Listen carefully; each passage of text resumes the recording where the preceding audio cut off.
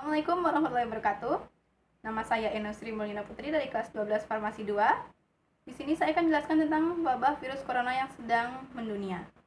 Pertama-tama kita bahas pengertiannya. Coronavirus atau disebut juga Severe Acute Respiratory Syndrome coronavirus 2 merupakan virus yang menyerang sistem pernapasan dan dapat menyebabkan kematian. Penyakit yang disebabkan oleh coronavirus disebut COVID-19. Virus ini menyerang segala usia dan semua ras. Pertama kali ditemukan di Wuhan pada akhir Desember 2019. Nah, selanjutnya kita bahas gejalanya. Virus corona ini memiliki gejala yang mirip seperti flu. Tetapi pada umumnya, virus corona ini memiliki 3 gejala umum. Yang pertama adalah demam lebih dari 38 derajat Celcius, kemudian batuk, dan juga sesak nafas. Bila 2 minggu ada muncul gejala ini, setelah kamu berpergian atau kembali dari luar negeri ataupun dari daerah yang terkena virus corona, maka harus diperiksakan segera ke rumah sakit. Kemudian penyebab dari virus corona. Virus corona ini pertama kali ditemukan di Wuhan, Cina.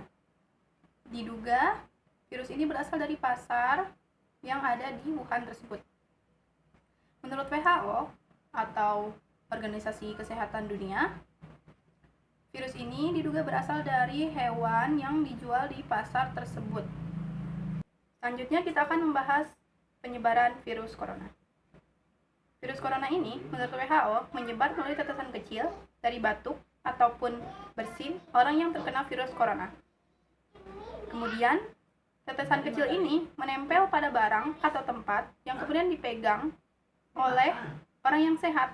Nah, orang yang sehat ini menyentuh hidung atau mulut mereka atau mata mereka, lalu mereka pun otomatis terinfeksi oleh virus corona tersebut.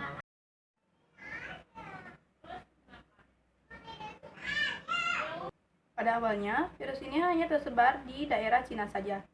Tetapi, karena banyak orang asing yang berlibur ataupun ada bisnis urusan di Cina, kemudian mereka pulang ke negaranya masing-masing. Di negaranya tersebut, mereka menginfeksi orang lain. Nah, orang yang menginfeksi tadi disebut imported case, atau orang yang terkena virus corona saat di luar negeri. Kemudian, orang yang terinfeksi tersebut disebut local transmission, atau orang yang terinfeksi di dalam negeri atau di daerahnya sendiri.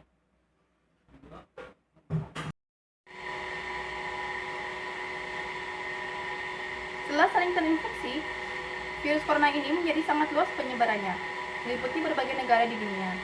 Setelah banyaknya tingkat kematian dan kasus penyebaran yang cepat ke beberapa negara, maka kasus ini dinyatakan pandemi atau wabah yang menyebar di seluruh dunia sampai batas pada tanggal 12 Maret 2020. Penanganan virus corona sendiri.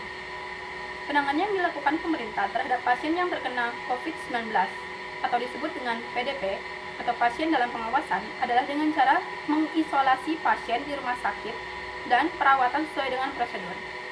Lalu ada orang yang mengalami keluhan gejala influenza. Orang-orang ini disebut ODP atau orang dalam pengawasan.